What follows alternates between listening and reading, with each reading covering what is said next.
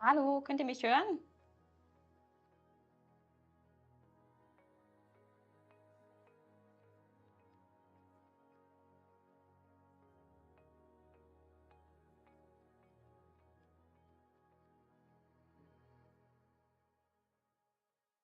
Super. Ich sehe gerade ein bisschen verzögert ist das Ganze noch.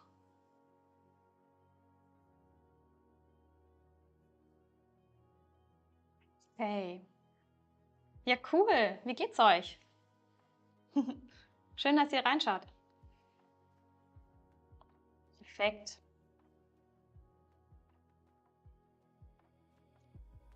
So, ich bin ein bisschen überpünktlich drin. Macht ihr gleich Feierabend alle oder wo kommt ihr her? Servus. Hi. Ja, ich dachte mir so, Freitagabend, wieso nicht einfach mal über ein total komplexes Thema sprechen? Weiß auch nicht, was ich mir da gedacht habe. Freue ich mich auf jeden Fall, wird richtig cool. So,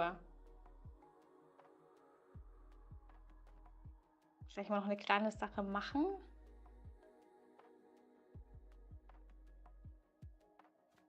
So,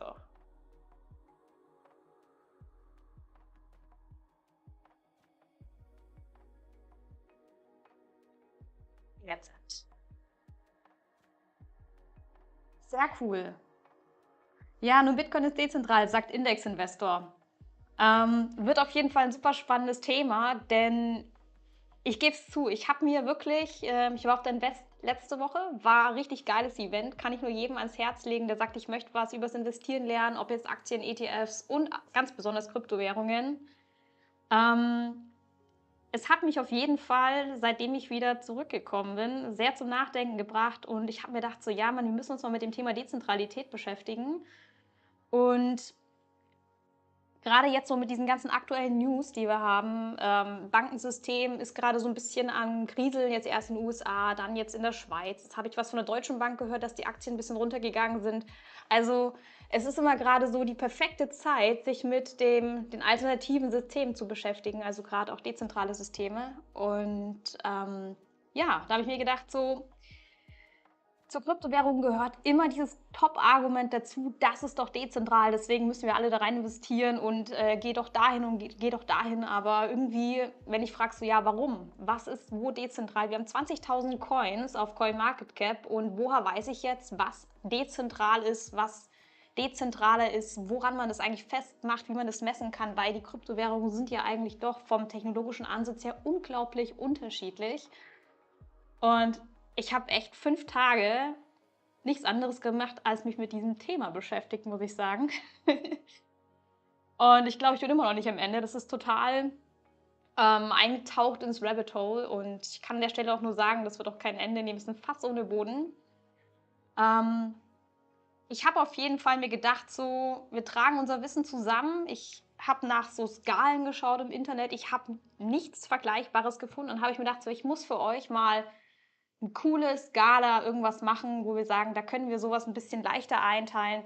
Vielleicht hilft es dem einen oder anderen für ein Portfolio, für die Entscheidung, in was lege ich mein Geld an. Ich finde es auch ganz wichtig, in Bezug auf Dezentralität zu diversifizieren, also nicht nur dezentralere Kryptowährungen, vielleicht auch das eine oder andere einfach im Hinblick zu behalten. Und deswegen würde ich sagen, legen wir los. Und dazu dachte ich mir, starte ich doch mal mit, ja, nochmal mit der Live-Umfrage, mit der Umfrage, die ich hatte. Ja, es ist eine schwierige Phase, sagt Wolf, gerade auf der Welt. Absolut. Deswegen ist es so wichtig, dass wir uns jetzt einfach überlegen, was gibt es für Alternativen, gibt es Lösungen, wo stoßen die verschiedenen Systeme an ihre Grenzen? Genau. Okay, also ich habe euch ja gefragt, wünscht euch überhaupt mehr Infos zum Thema Dezentralität, weil ich kann das vielleicht super spannend finden, aber vielleicht findet ihr das nicht spannend. Und ja, auf Twitter habe ich euch die Frage gestellt, Frage 1: wünschst du dir mehr Infos zur Dezentralität? Und da haben 75%, also fast 3 von 4 Leuten, die abgestimmt haben, haben gesagt, ja, ich will mehr wissen. Und an diese Leute richtet sich das. Vielleicht hilft es euch danach ein bisschen mehr das Thema zu verstehen. Deswegen sind wir heute da. Und es haben auch echt viele Leute mitgemacht. Ein riesen Dank dafür, weil das hilft mir auch einfach, ja, einzuschätzen, wo können wir einfach mehr Wissen zusammentragen, wo hakt es noch so ein bisschen. Und ja, wir wollen ja auch alle irgendwie so Krypto und Blockchain voranbringen. Genau. Ich habe euch dann auch als nächstes gefragt, zweites Thema, vielleicht noch bevor wir richtig in das Thema einsteigen. Wie wichtig ist dir die Dezentralität einer Kryptowährung? Und wie sehr beeinflusst es dein Portfolio? Und 59% haben gesagt, es ist mir sehr wichtig von den 295 Stimmen, also ein bisschen weniger als die Hälfte, doch ein bisschen mehr als die Hälfte hat abgestimmt. Und deswegen ist es umso wichtiger, dass wir heute über das Thema Dezentralität reden, Leute. Manche haben gesagt, ja, ich finde es vielleicht interessant, aber es ist nicht ausschlaggebend dafür, dass ich in ein Projekt investiere. Auch das finde ich eine interessante, also finde ich eine gute Haltung für mich persönlich auch. Es ist nicht das also das hauptausschlagende Argument, um sich für ein Projekt zu entscheiden, wenn man Geld reinlegt. Aber ich finde es auf jeden Fall einfach wichtig im Hinblick auf, ja, auf Analyse und auf die persönliche Recherche. Genau. Und wenn dir die Dezentralität wichtig ist, wieso? Haben die meisten von euch gesagt, es ist aufgrund der Zensurresistenz. Manche haben gesagt, danach 35%, es ist sicherer als zentral. Und 17% haben gesagt, aufgrund der Gleichberechtigung und auch einige sonstige Kommentare. Also nochmal vielen lieben Dank einleitend dafür, dass ihr mir so diese Fragen mitgeteilt habt. Ich gehe auf die letzte Frage gehe ich nachher nochmal ein. Genau. So, ach, wenn Fragen sind zum Thema, wenn ihr irgendwie was habt, haut es sofort in den Chat rein. Ich versuche mal wieder reinzugucken und die Fragen zu beantworten, so gut ich kann. Okay. Ja, Kailadin hat schon gespendet. Vielen lieben Dank. Mein Pausenbrot ist morgen gerettet. Super, danke für den Support an der Stelle. Super. Dann würde ich sagen, legen wir los. Ich habe euch mal wieder eine schöne Präsentation vorbereitet. Das war gerade die Umfrage. Und dann würde ich einfach mal an der Stelle sagen, gucken wir uns als nächstes die Gliederung an. Und zwar, ich möchte mit euch ganz kurz nochmal auf das Thema eingehen, Basic, allgemein, dass einfach jeder so ein bisschen mit einsteigen kann. Was heißt eigentlich Dezentralität? Dann als nächstes, wie können wir die Dezentralität messen? Denn ich habe keine Skala gefunden. Das ist total das komplexe Thema und es ist ein unglaublicher, ja, es ist sehr mehrdimensional. Deswegen habe ich für euch extra 4 Ebenen in den letzten 5 Tagen definiert. Freue ich mich schon richtig, die euch zu zeigen. Dann möchte ich mit euch ein Dezentralitätstacho einstellen. Auch da habe ich dran gebastelt. Ich kann mir gut vorstellen, dass die Meinungen da auseinandergehen werden. Das ist einfach ein subjektives Tacho. Ich habe es nach bestem Wissen und Gewissen mal so eingeteilt. Ich hoffe, den einen oder anderen kann es so ein bisschen zur Orientierung helfen. Und ganz zuletzt meine 3 Erkenntnisse zum Thema Dezentralität. Ein kleines Fazit so, bevor wir uns in den Feierabend begeben. Genau. Super.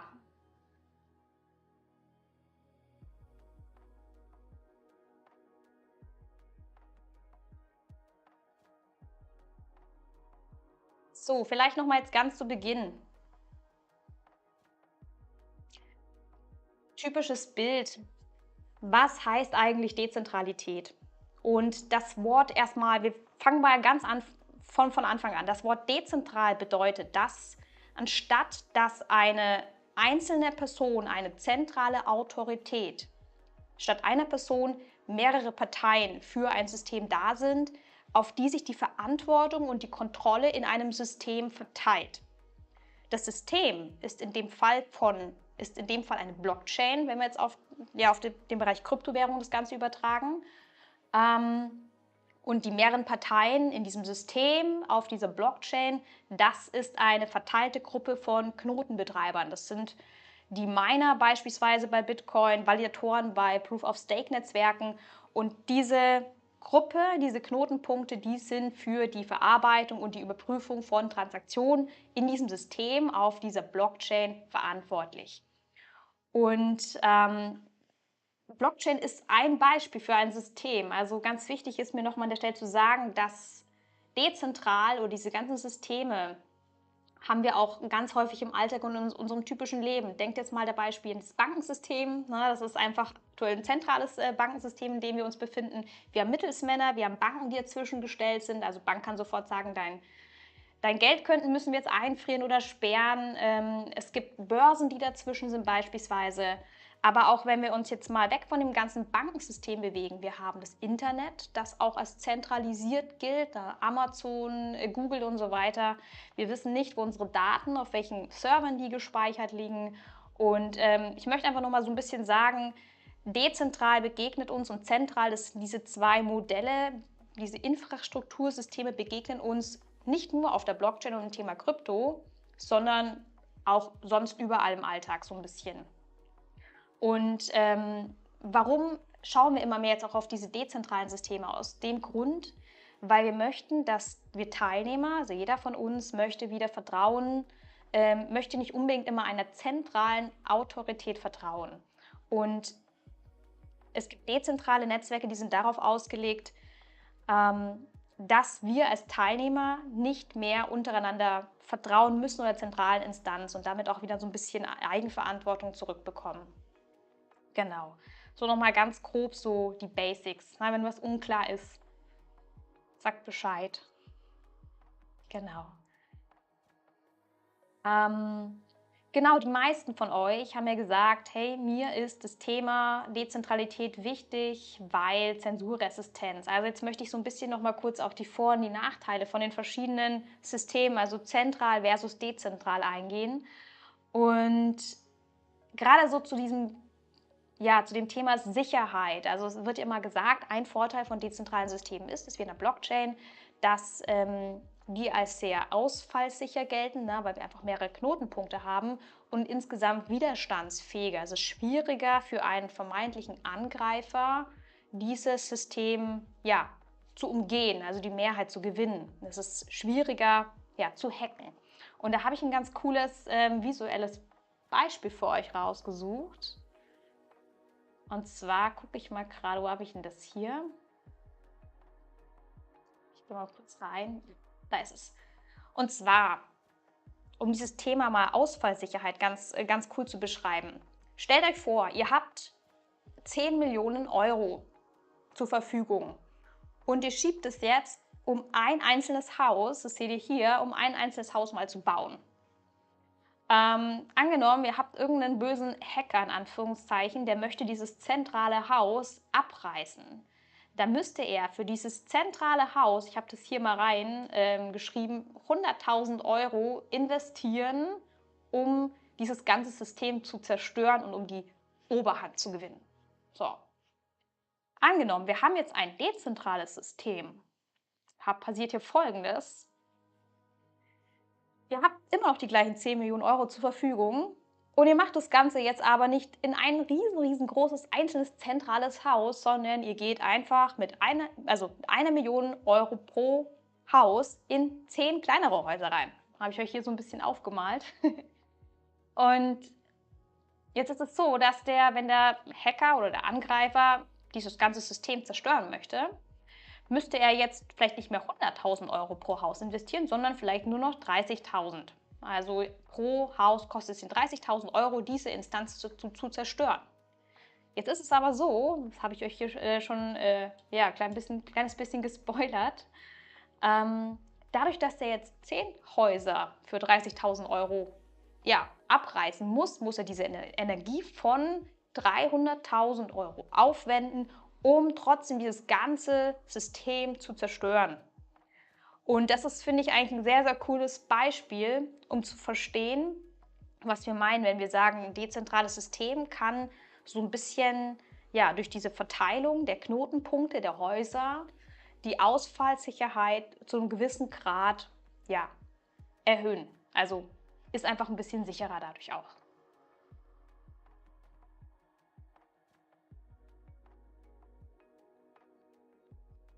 Genau.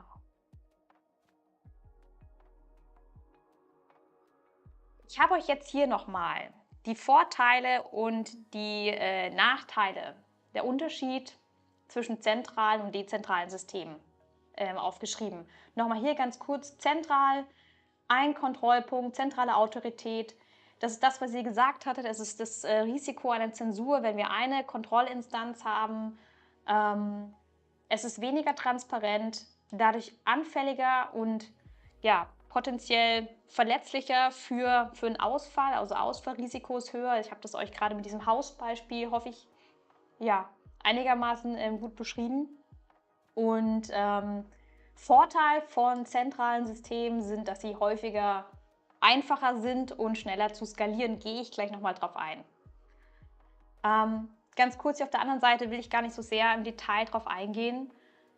Aber hier seht ihr nochmal, einfach zusammengefasst, dass man es nochmal versteht: Vor- und Nachteile, zentral, dezentral. Wir haben hier mehrere Knotenpunkte. Das ist das, worum es geht. Wir haben hier keine Beteiligung durch Dritte. Also auch ganz wichtig, das war ja auch so der Ursprungsgedanke von Bitcoin, zu sagen, hey, wir machen Peer-to-Peer, wir schalten die dritte Partei aus und schaffen dadurch ein gleichberechtigteres System.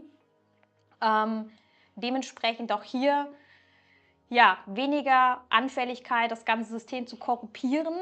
Und wenn ihr euch überlegt, ja, Blockchains zeichnen, also die meisten zumindest, zeichnen das Ganze auf einer Datenbank schön transparent auf. Damit ist das auch einfach viel besser einzusehen.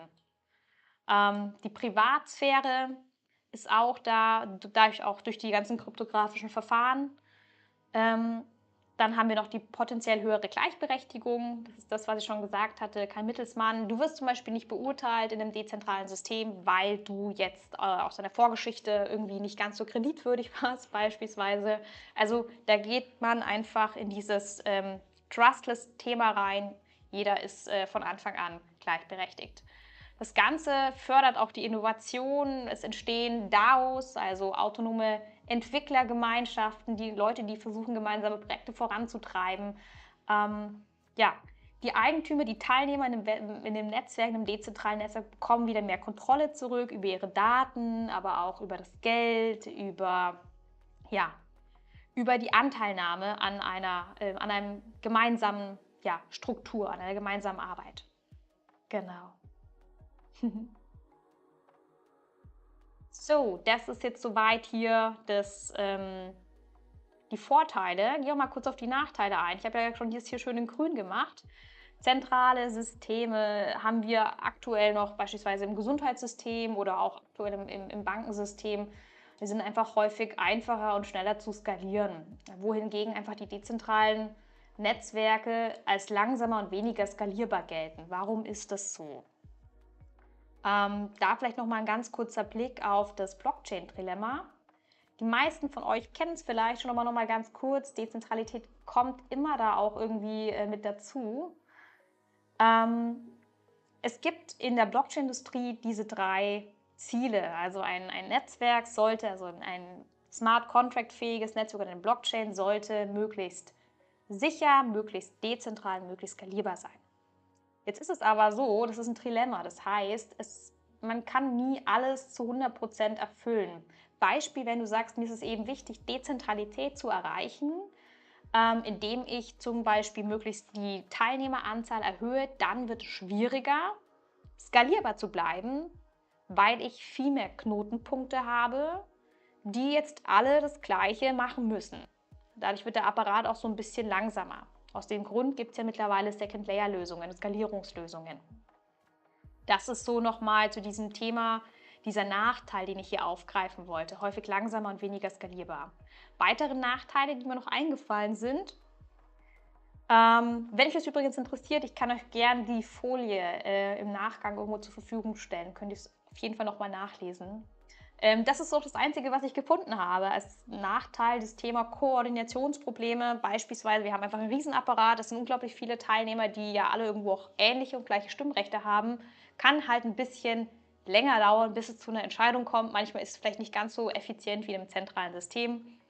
Das ist so das Thema Koordination. Und das andere ist eben Standards sind schwieriger umzusetzen, weil es eben diese vermeintliche zentrale Instanz nicht gibt, die diese Standards überwacht. Das sind so die Nachteile. Ja, jetzt kommen wir zum eigentlichen Thema. Es wird, finde ich, immer spannender. Das war jetzt alles so ein bisschen Vorgeplänkel. ähm, und zwar habe ich mich die ganze Zeit gefragt, wie kann ich eigentlich Kryptowährungen vergleichen? Also was ist jetzt dezentraler? Ich meine, es gibt diese typischen Debatten. Das eine ist dezentraler als das, Bitcoin, Ethereum da, XRP ist nicht so dezentral. Und ich habe mich gefragt, okay, wie können wir das eigentlich sinnvoll einschätzen? Und ich habe mir dann so ein paar Kriterien überlegt und an dessen habe ich dann auch angefangen, die Kryptowährung mal einzuteilen. Und zwar habe ich für euch die 4 Ebenen der Dezentralität definiert. Mit einer schönen visuellen Pyramide.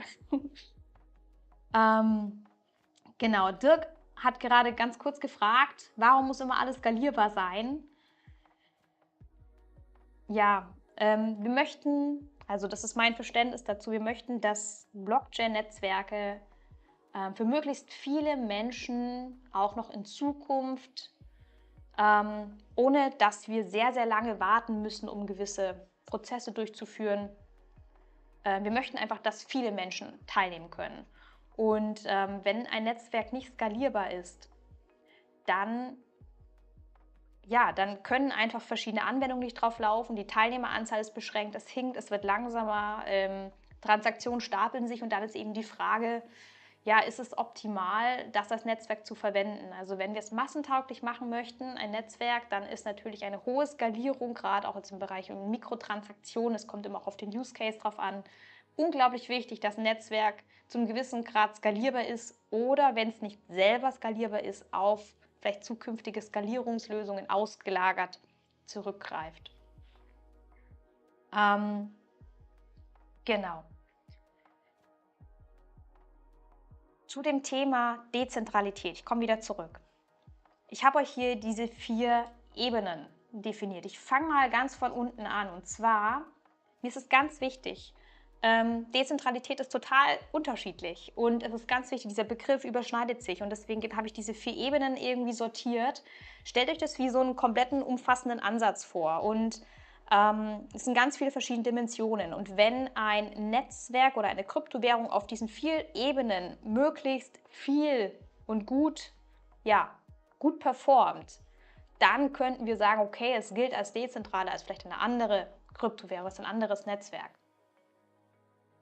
Die erste Ebene ist die wichtigste, finde ich. Das ist die Basic-Ebene. Und zwar habe ich sie genannt, die Ebene der Blockchain. Und zwar, wenn ich mir ein Projekt angucke, dann gucke ich auch drauf, wenn ich wissen möchte, ist das Projekt dezentral oder nicht. Natürlich guckt man erstmal auf den Code, ne? Also welches Protokoll, welcher Konsensusmechanismus, das ist die Ebene der Blockchain. Haben wir bei Bitcoin zum Beispiel Proof of Work oder ist es ein Staking-Projekt, haben wir Proof of Stake. Ebene der Blockchain heißt auch, im Punkto auf die auf die Dezentralisierung, wir müssen uns auch angucken, wer sind diese verteilten Knotenpunkte, auf die das alles verteilt wird, auf dieser Ebene der Blockchain. Und das sind die Nodes, in dem Fall die Miner in einem Proof-of-Work-Netzwerk. Im Fall von Proof of Stake sind es die Validatoren. Und da müssen wir uns ganz wichtig vor Augen halten, je mehr es davon gibt, desto dezentraler auf der Ebene der Blockchain. Bei Proof-of-Work-Netzwerken können wir die Hashrate uns angucken, sage ich auch noch gleich was dazu, wenn wir uns das Beispiel mit Bitcoin angucken. Dann ist auch wichtig, okay, super toll, ich habe viele Knotenpunkte, aber wenn die alle in den USA stehen zu 100%, dann ist es auch vielleicht nicht ganz so dezentral, auch wenn wir uns hier auf der untersten Ebene beschäftigen und wir ganz viele Miner haben. Also das ist auch so ein bisschen wichtig, so die Geolokation sich ein bisschen anzugucken. Dann vielleicht auch bei manchen anderen Themen, gerade auch so bei Proof-of-Stake-Netzwerken wird es auch wichtiger, so wer hostet die Nodes, also nicht nur wie viele sind das, sondern ja, gibt es noch eine Ebene quasi drüber von einer zentralisierteren IT-Infrastruktur. Auch dazu zeige ich dann gleich ein Beispiel.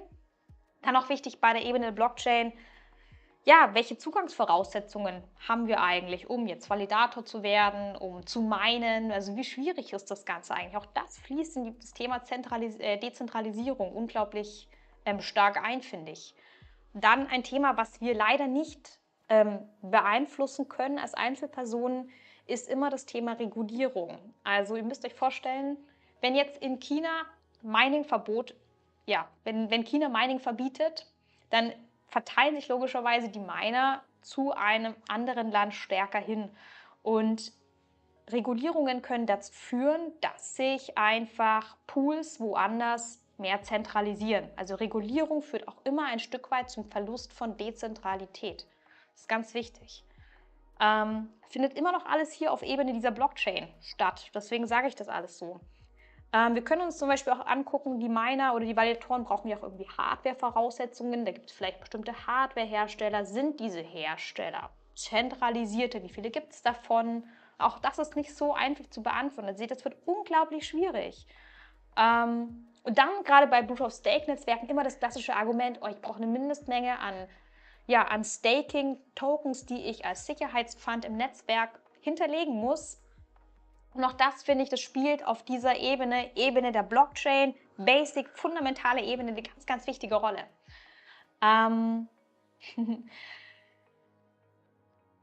Ich rede so viel.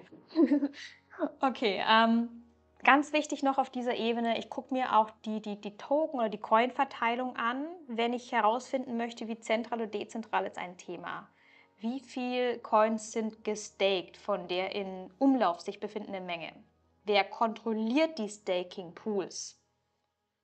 Dann grundsätzlich gibt es Mehrheiten, die dadurch auch entstehen können und gab es gerade auch jetzt bei anderen Projekten jetzt außerhalb von Bitcoin, wo wir mehr so in diese Pre-Sales reingehen, diese ICO-Themen, gab es Investoren, gab es Insider, die einen Großteil sich an Coins genommen haben, sodass das, und es kommt immer wieder auf das gleiche Thema raus, es zu Einbußen bei der Dezentralität führen könnte. Und das alles guckt man sich an, wenn man sagt, okay, ich gucke mir diese unterste Ebene an der Dezentralität. So kann man die Dezentralität auf einer Ebene beschreiben. Wir gucken uns die zweite Ebene an. Und so habe ich sie genannt, das ist die Ebene der Entwicklung. Was meine ich damit? Jetzt haben wir uns das alles unten angeguckt, Code, Miner, Validatoren und so weiter. Na, wo liegen die? Was machen die so? So, und jetzt kommen die Entwickler dazu. Denn wir haben das klassische Argument bei Bitcoin zum Beispiel, ja, dahinter steht kein Unternehmen.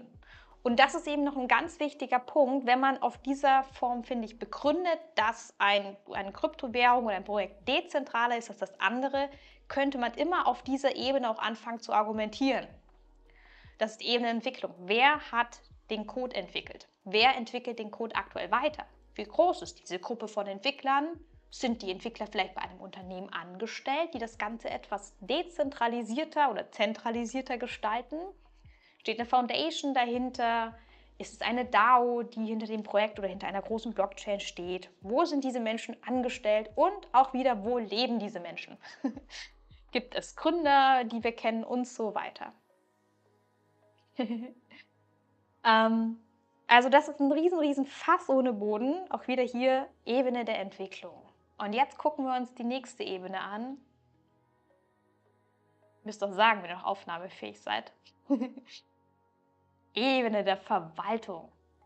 Und zwar, jetzt haben wir uns die Blockchain angeguckt, ja, Coin, Miner, Validatoren, check, Entwicklung, check, wer entwickelt denn das Ganze, dezentral, nicht dezentral, so wie auch immer. Aber ich gesagt, Ebene der Verwaltung. Und was meine ich das? Jetzt müssen wir so ein bisschen wieder an die Wirtschaft denken, wie es heutzutage ist. Wir leben in einem Land, wo wir als Teilnehmer einer Demokratie abstimmen dürfen, wer für uns entscheidet. Und so können wir uns das eigentlich auch bei Blockchain-Netzwerken vorstellen. Die Rede ist dann immer von diesen sogenannten Governance, diesen sogenannten Mitverwaltungsrechten. Gerade bei vielen Proof-of-Stake-Projekten gibt es Tokens, die Stimmrechte an die Teilnehmer quasi mitverteilen.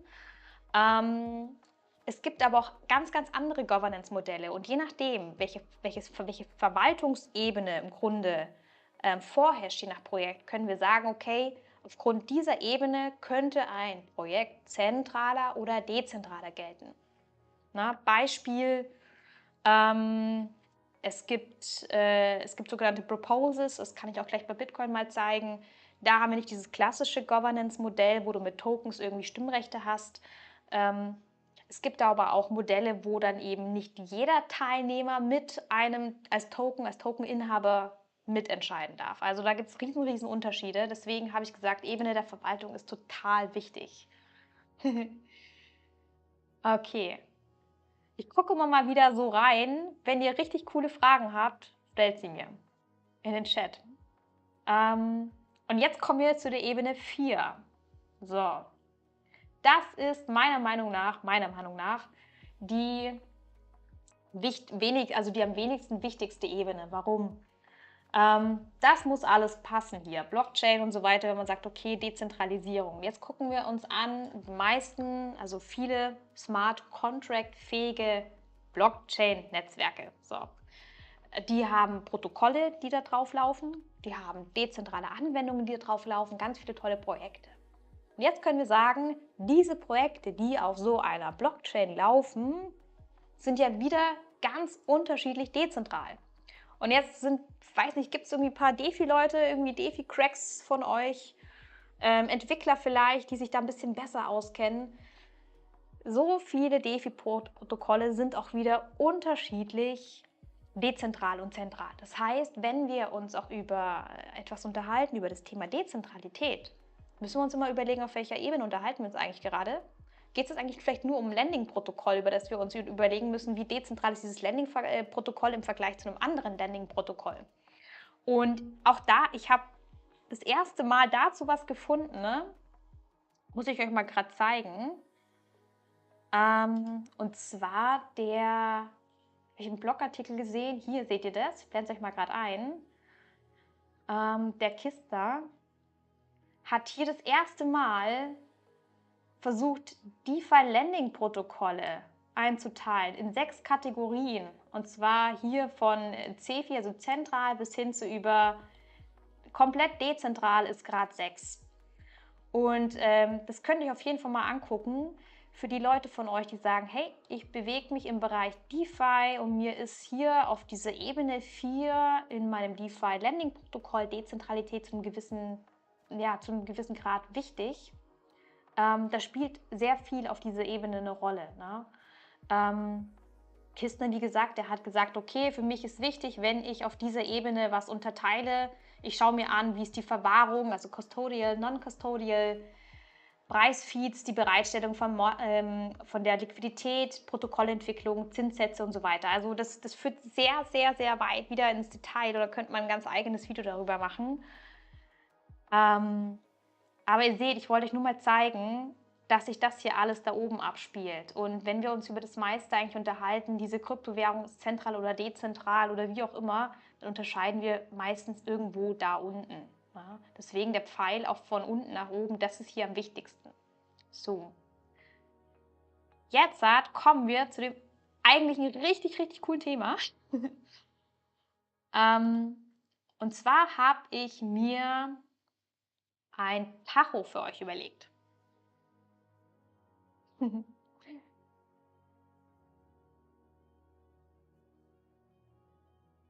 So, jetzt wird es richtig cool. Wir fangen an. Wir können da gerne ein bisschen mitdiskutieren. Schreibt mal in die Gruppe rein, in den Chat rein, wenn ihr sagt, ja, ich finde das Projekt zentraler oder dezentraler, aus welchen genannten Gründen, würde mich interessieren.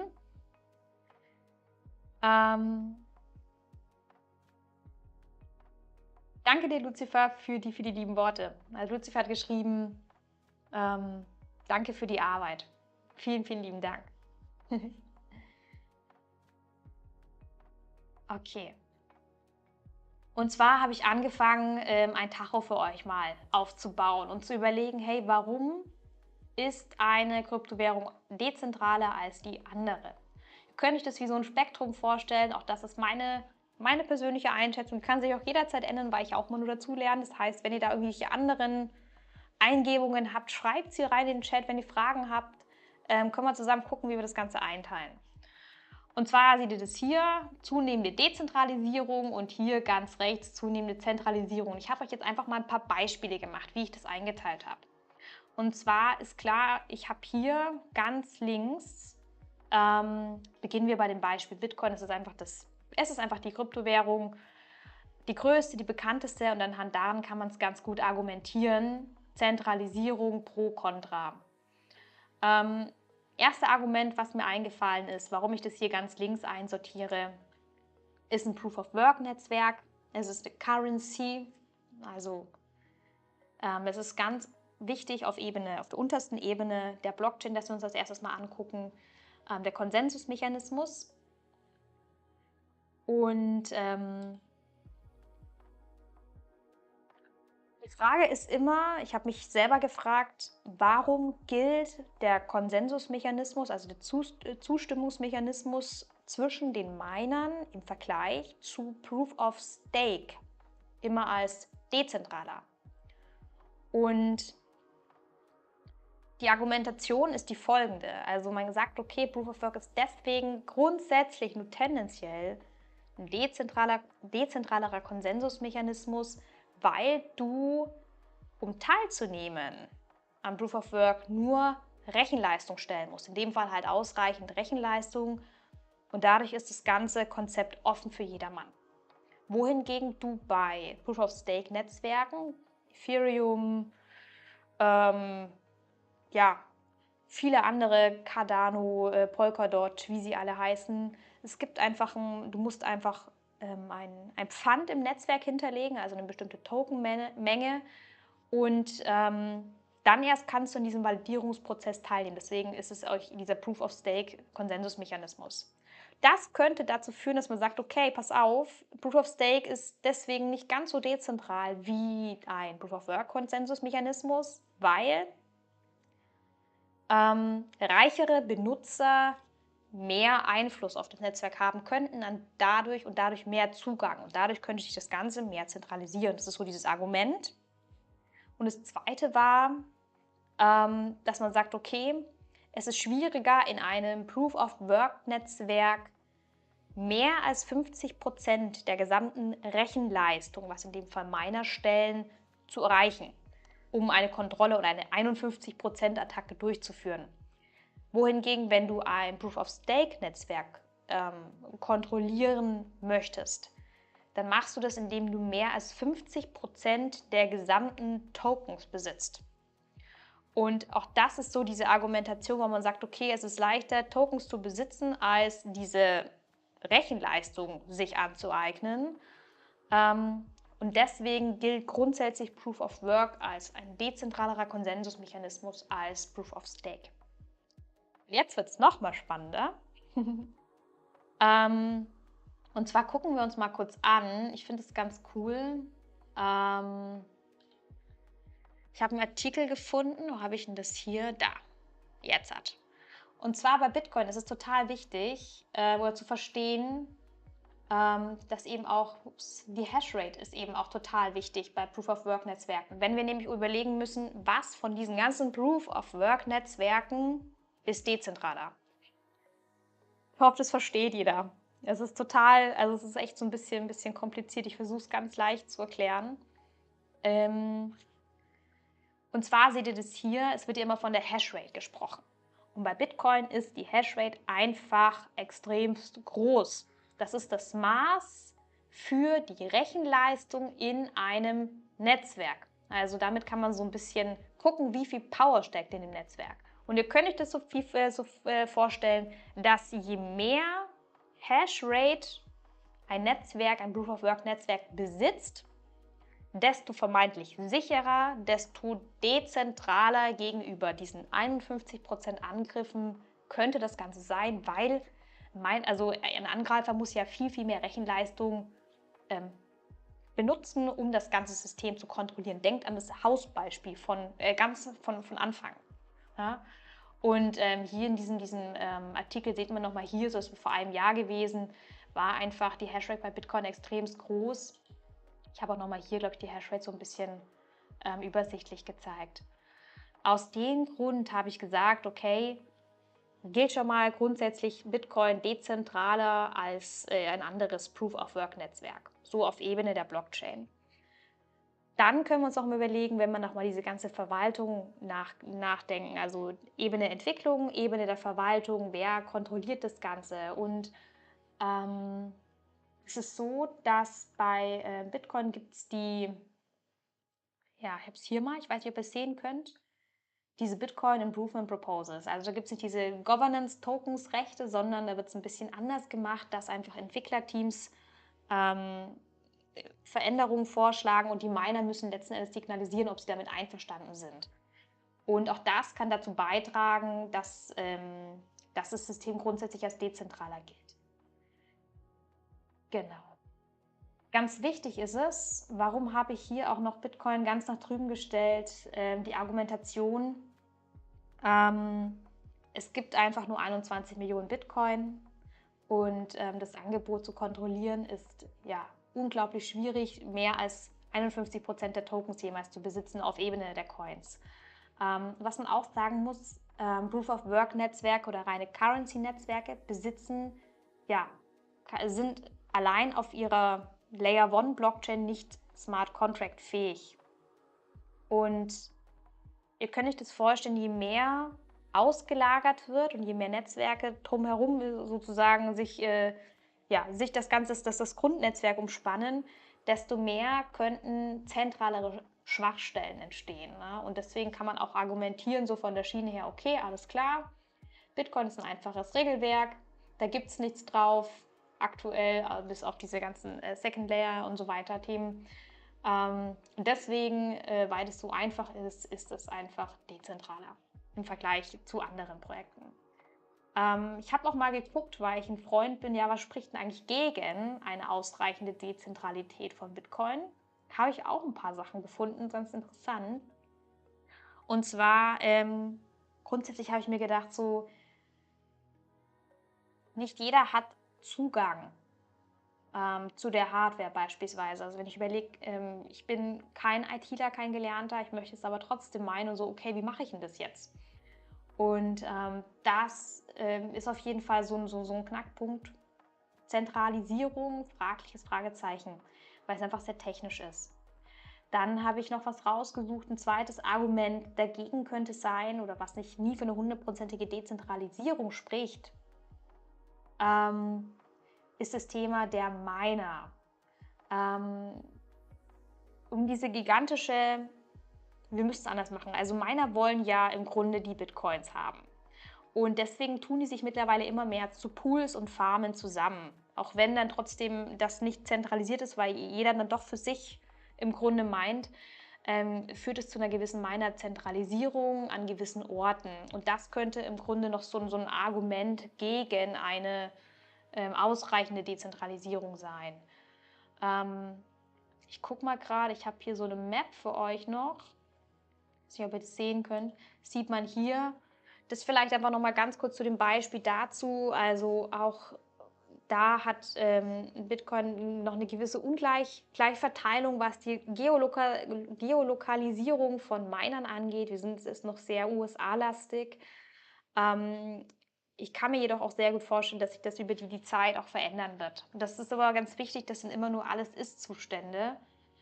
Komme ich auch ganz zum Schluss drauf. Also Dezentralität ist nie statisch, ganz wichtig.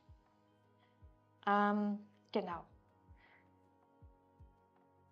Das andere Argument, was mir noch eingefallen ist zum Thema Dezentralität und Bitcoin, ist das Thema Regulation. Das hatte ich schon ganz am Anfang angesprochen. Wir wissen nicht, wie irgendwas in der Zukunft reguliert wird. Es könnten jederzeit irgendwelche Gesetze rauskommen. Und es kann dazu führen, dass einfach ein gewisser Shift stattfindet, Miner umwandern, Leute vielleicht nicht mehr aus Angst kaufen, Anleger abspringen und das könnte die Dezentralität eines Netzwerks einschränken. Ich habe noch abschließend, wenn wir schon bei diesen ganzen Zentralisierungsthemen sind, habe ich noch einen kritischen Artikel vom Aktionär gefunden. Diesbezüglich, wann war denn das? Ich glaube vor einem Jahr oder so. Und da hat man noch im Grunde hat man noch darüber geschrieben, Kritik angemerkt, ja, die oberen 0,01% der Bitcoin-Investoren haben 27% der sich aktuell damals im Umlaufen befindenden Bitcoins. Und ich habe dann es aber auch mir durchgelesen komplett und das fand ich eigentlich ganz cool, dass man gesagt hat, ja, pass auf, das ist ja alles schön und gut, aber Satoshis Wallet hat bisher niemand angeknackt, sondern allein da sind 5% der Bitcoin drin. Ähm, Außerdem ist das System so konzipiert, dass mit der Zeit eine dezentralere Verteilung stattfinden wird, im Gegensatz zu diesem klassischen Fiat-Währungsthema. Ähm, Außerdem sind einfach sehr viele Coins von diesen, die da oben angegeben werden immer wieder, ups, ich habe eine Fliege hier, ähm, die sind schon längst verloren gegangen. Also Leute haben ihren Key nicht mehr gefunden, können nicht mehr ihre Coins abgreifen und das muss man sich auch ja, immer im Hinterkopf behalten, dass, ja, dass sie unwiderruflich weg sind, verloren gegangen sind. Dass zu diesem Thema Kritik und Zentralisierung trotzdem, und das ist mir ganz wichtig, ich habe mir das alles angeguckt,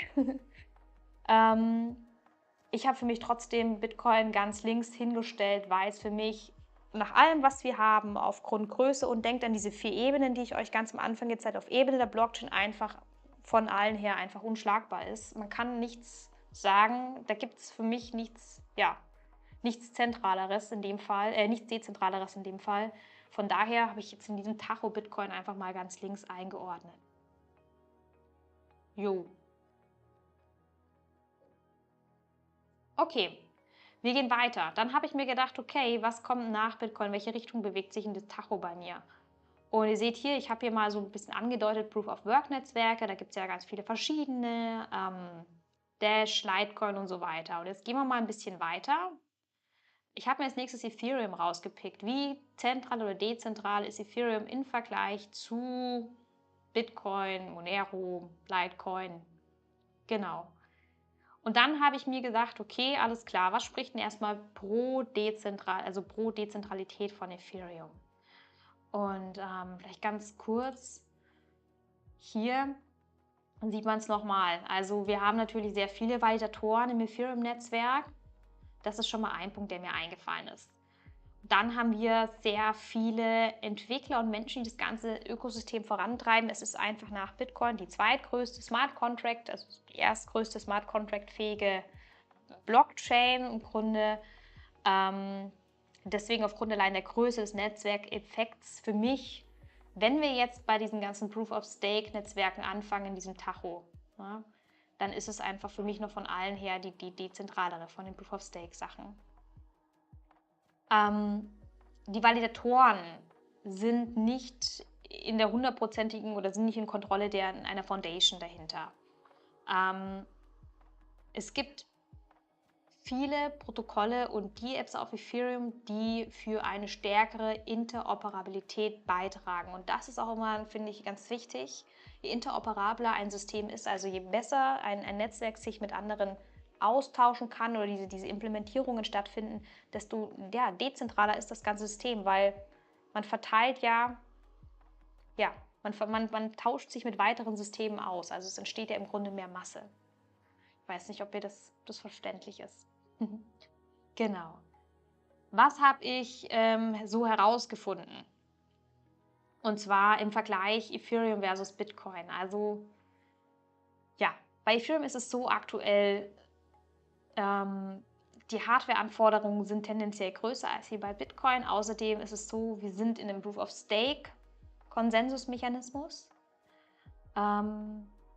Ethereum also die Tokens sind im Grunde ja nicht gedeckelt, es gibt keinen Maximalvorrat, das heißt potenziell kontrollierbarer als wie beispielsweise bei maximalen Supplies. Und dann ist es noch ganz wichtig, wir müssen uns trotzdem überlegen, hinter Ethereum steht eine Foundation und ein Entwicklerteam, da gehört Konsensus dazu.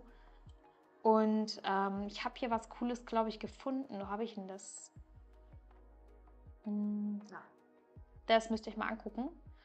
Und zwar besitzen die 4 größten Staking-Anbieter aktuell, also Lido, Coinbase, Kraken und Binance, besitzen knapp 60% aller gestakten ETH-Vorräte vor dem Shanghai-Upgrade. Also das ist jetzt der aktuelle Status, auch wieder hier.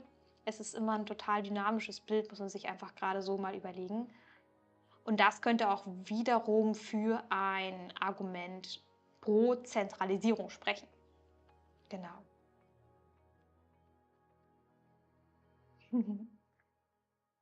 Das zweite Thema, das hatte ich euch mal hier gezeigt. Jetzt gehen wir noch mal einen Schritt weiter. Seht ihr hier? Ihr seht hier, dass 64,6% der Nodes liegen auf gehosteten Servern. Also die werden von Servern betrieben, wie beispielsweise Amazon Web Services. Und das ist etwas, wo auch immer gerade Ethereum wieder in die Kritik gerät. Also Validatoren, man hat sehr viele Validatoren. Mittlerweile kann man seine ETH ja auch staken und auch quasi delegieren. Allerdings ist es so, dass einfach Staking-Anbieter, also die Nodes, die sind einfach gerade etwas zentralisierter gehalten und nicht nur die Anzahl der Nodes ist entscheidend, sondern die Art, wie sie betrieben werden. Und das ist einfach bei Ethereum, das meiste läuft über Amazon Web Services im Hintergrund und das muss man sich einfach auch nochmal vor Augen halten. Genau, ich habe hier auch nochmal für euch, auch hier die Verteilung. Seht ihr hier, auch hier,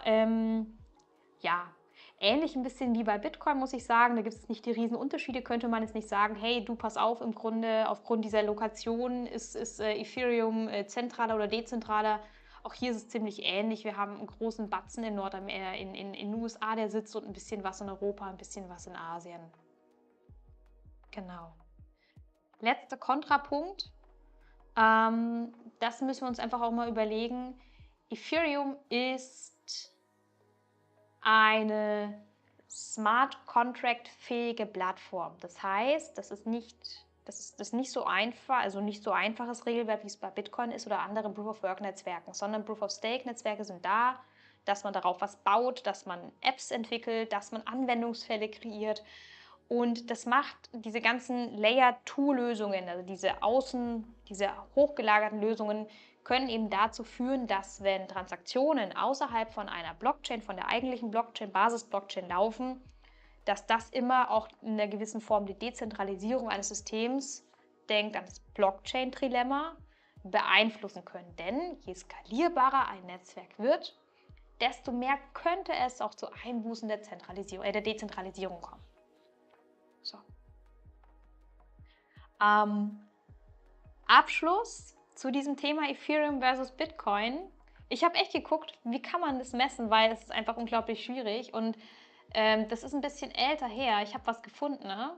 2021, da gab es noch nicht Proof of Stake bei Ethereum, aber da haben Forscher versucht herauszufinden, wie man Bitcoin und Ethereum miteinander vergleichen kann anhand empirischer, wissenschaftlicher, nachgewiesener Studien und so weiter. Auch wenn die Studie so ein bisschen hinkt, finde ich das Ergebnis ganz cool, wie sie es gemacht haben. Und zwar haben die, das sieht man hier, so ein paar Koeffizienten ausgerechnet. Das eine ist dieser Gini-Koeffizient, ich hoffe, ich spreche das richtig aus, der normalerweise in der Welt benutzt wird, um zu sagen, hey, wir haben eine ungleiche Vermögensverteilung in den einzelnen Ländern. Und die haben diesen Gini-Koeffizienten von Bitcoin und Ethereum damals, als Ethereum noch nicht Proof of Stake war, verglichen. Also ganz wichtig, das ist keine aktuelle Studie. Deswegen, Dezentralisierung ist immer dynamisch. Und da hat Bitcoin einfach besser abgeschnitten als Ethereum. Das ist letztendlich das Ergebnis gewesen. Dieser Gini-Koeffizient war bei Bitcoin tiefer als bei Ethereum, sprich die Verteilung war etwas gleichmäßiger. Und es gab noch zwei andere Koeffizienten. Das eine war das war die Entropie, also die Informationstheorie, also ein Wert, der einfach ausgesagt hat, wie schwierig ist es herauszufinden, welcher Miner den nächsten Block errät. Auch da hat Bitcoin besser abgeschnitten, damals als wie bei Ethereum. Und auch ein letzter Punkt, ein Nakamoto-Koeffizient, der sagt im Grunde, wie schwierig ist es, 51% der Mining Power zu bekommen, also wie viele Parteien sind nötig. Und auch da hat Bitcoin besser abgeschnitten als Ethereum damals.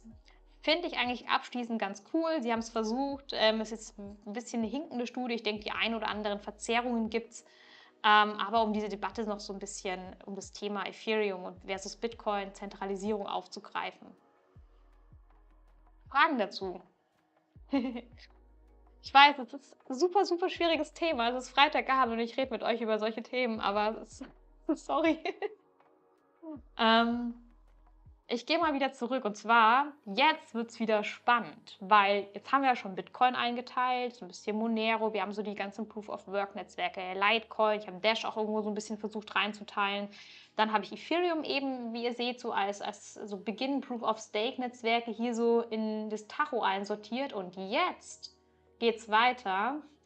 Und zwar habe ich mir gedacht, so, okay, den Großteil, so auch hier gibt es wieder unterschiedliche Nuancen, je nach Ebene ist mittel, zentral, dezentral, wenn wir uns mal dieses ganze Spektrum angucken in der Kryptowelt.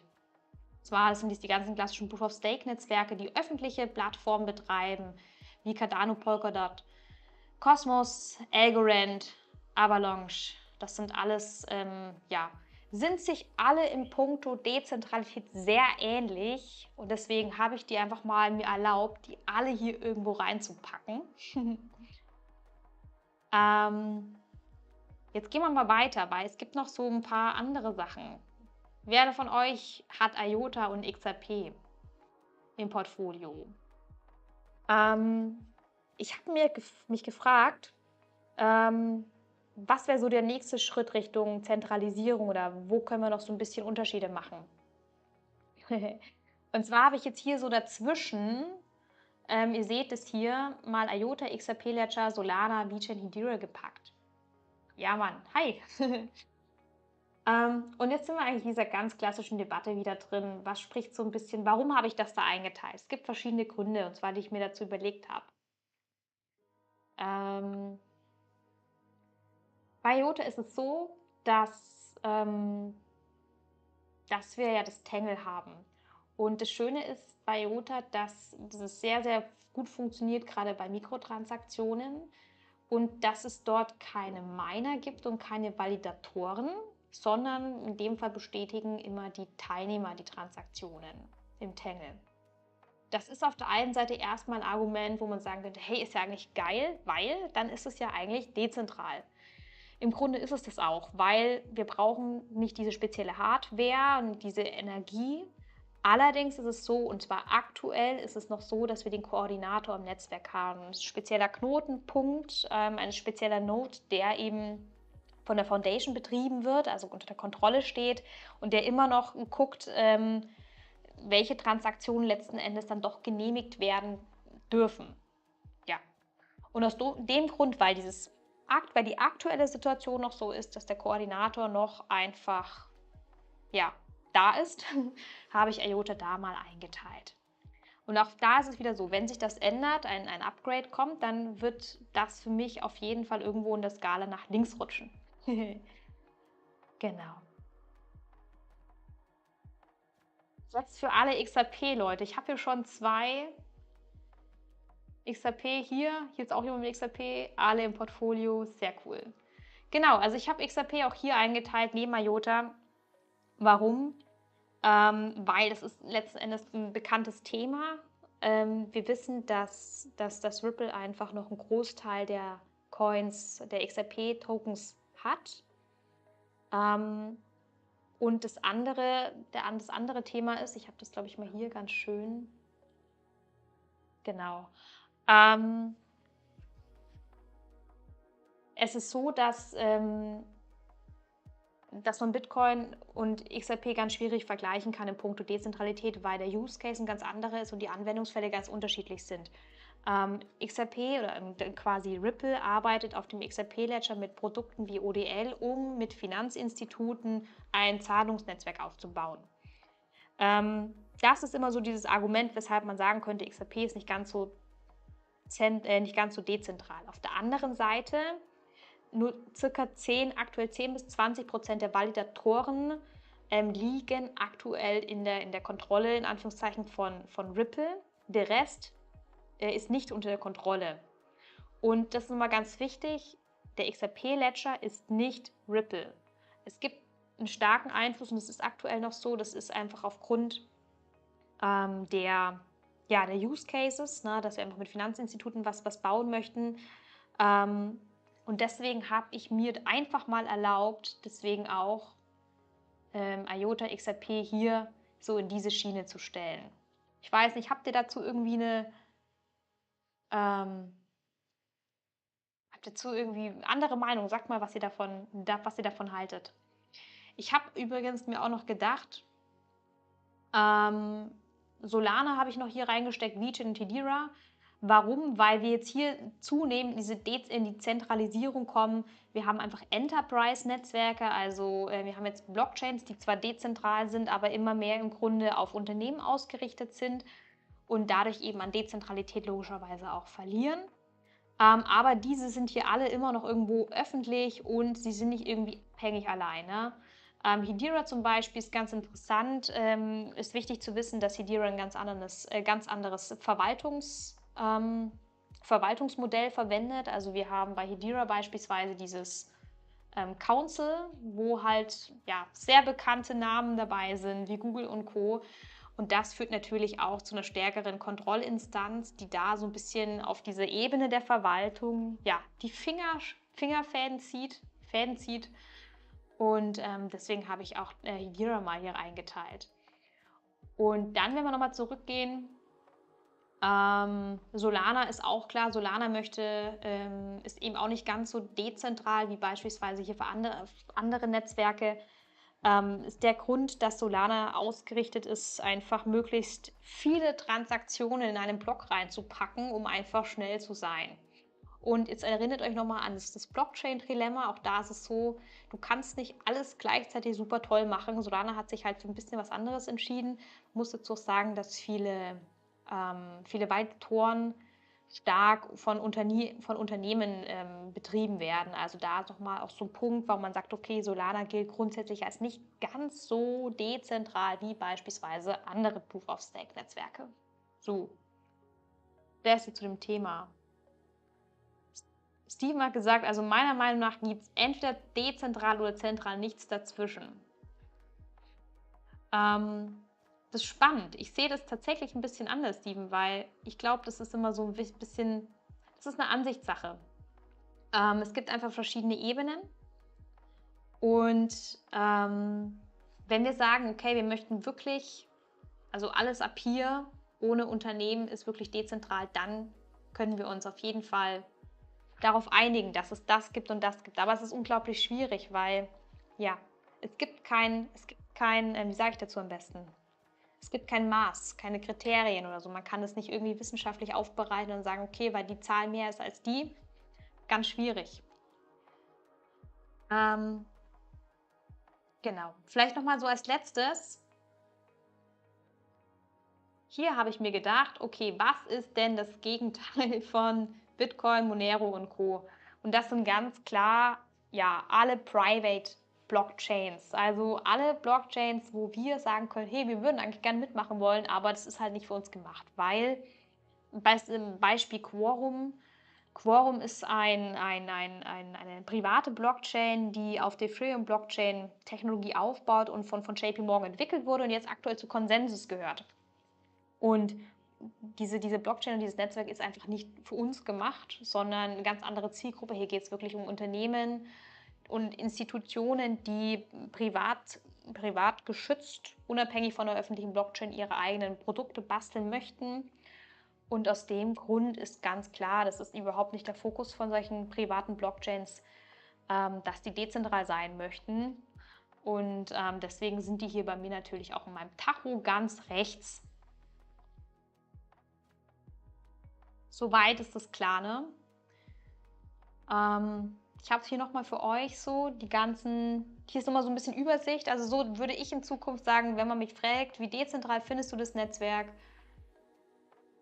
Ihr seht hier so ein bisschen die Proof-of-Work-Netzwerke, dann so die Proof-of-Stake-Netzwerke. Dann gibt es hier einfach total viele Unterschiede, weil ihr müsst immer überlegen, denkt nochmal diese 4 Ebenen, die ich euch erzählt habe. Es gibt zwar Anzahl der Validatoren, dann welches Verwaltungsmodell, dann wie sind die dezentralen Anwendungen darauf gebaut, wie wiederum dezentral sind die, also wer entwickelt das Ganze und so weiter. Da gibt es so viele Unterschiede und ja, und doch ähneln sich dann hier so viele Netzwerke sehr. Und je weiter wir in Richtung Institute Enterprise gehen, desto zentraler werden natürlich die Systeme. Alright. Meine 3 Erkenntnisse, Leute, zum Abschluss. Und zwar hier, Erkenntnis Nummer 1.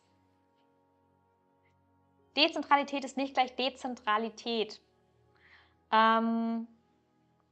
Das habt ihr gesehen. Also ich habe mir so schwer getan. Ich habe mir echt in den 5 letzten Tagen wirklich viel Gedanken gemacht und deswegen nochmal hier vielleicht nochmal das Wort aufzugreifen. Für mich gibt es persönlich kein Schwarz und kein Weiß bei Dezentralität, weil das Ganze ein Spektrum ist. Es ist ein Schema, das ist ein Wort, ein Begriff, der sich in vielen verschiedenen Ebenen total überschneidet. Und es geht auch gar nicht darum zu sagen, hey, wir definieren jetzt Dezentralität, sondern ihr müsst euch das wie so ein Spektrum, ein mehrschichtiges Gerüst vorstellen. Und je besser einfach auf verschiedenen Ebenen zusammengearbeitet wird, desto dezentraler könnten wir eine Kryptowährung oder eine Blockchain mit der Technologie dahinter betrachten.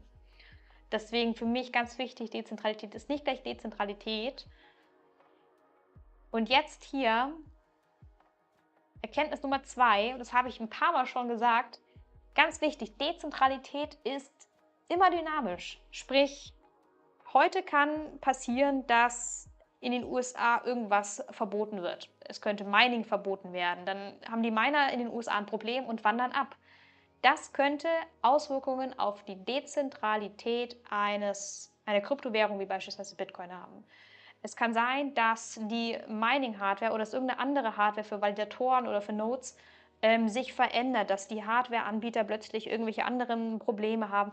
Das kann alles von heute auf morgen sich verändern. Das muss uns immer wichtig sein. Deswegen Dezentralität ist für mich immer ein dynamisches Thema. Es können Upgrades gefahren werden. Das heißt, von heute auf morgen kann ein Netzwerk plötzlich dezentraler werden. Daran arbeiten ja auch viele Unternehmen und viele Entwickler, dass sie sagen, okay, wir machen erst das eine und dann der nächste Schritt ist, dezentraler zu werden und dann das zu erreichen. Die Netzwerke müssen wachsen, die Netzwerke müssen größer werden. Deswegen, ob ein Netzwerk heute so ist, wie es in einem Jahr ist, es wird vermutlich ganz anders ausschauen. Deswegen ist es immer dynamisch. Und meine letzte Erkenntnis: Nichts ist 100% dezentral. Das ist so dieses Argument. Darüber lässt sich halt einfach nach wie vor diskutieren. Ihr müsst euch vorstellen, wir Menschen wir sind immer irgendwo die zentrale Wurzel von einem System. Also wenn ich jetzt ein Teilnehmer bin, bin ich ja auch zentral. Ich bin ja irgendwo ein zentraler Knotenpunkt, der ja dann doch nicht anonym ist und so weiter. In dem Moment, wo ich Zugriff habe auf ein dezentrales System, bin ich zwar dezentral, aber am Ende ist ja wieder ein zentraler Punkt, ne, aus dem System raus. Und deswegen war es für mich unglaublich schwierig zu überlegen, was ist eigentlich 100% dezentral. Ich glaube, vielleicht ist es nochmal so abschließend, die Frage ist immer, wenn wir hinter einem Projekt oder in einen Coin zum Beispiel investieren und uns für die Dezentralität wichtig ist immer die Frage, wie sehr möchten wir also wie sehr muss eine Kryptowährung für mich dezentral sein, dass ich vertraue, um mein Kapital reinzulegen.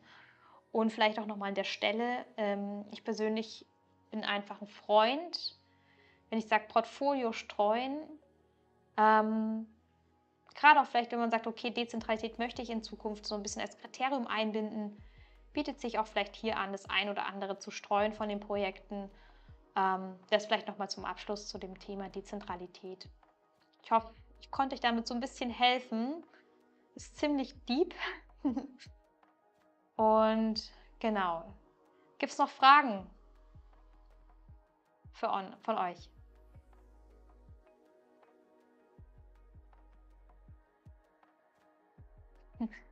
Bedissimo hat gerade gefragt, liebe Steffi, kannst du dich noch konzentrieren bei diesen Kommentaren? Ich muss sagen, es geht. Also ich habe mir selber wirklich den Kopf die letzten Tage zerbrochen, weil mich das Thema einfach beschäftigt hat. Ich wollte einfach so ein bisschen Transparenz da reinbringen und für euch so ein kleines Schema entwickeln, dass wir uns auch in Zukunft leichter tun, Projekte ja, selber zu bewerten, für uns ein bisschen einzuschätzen, vielleicht auch zu argumentieren. Und genau.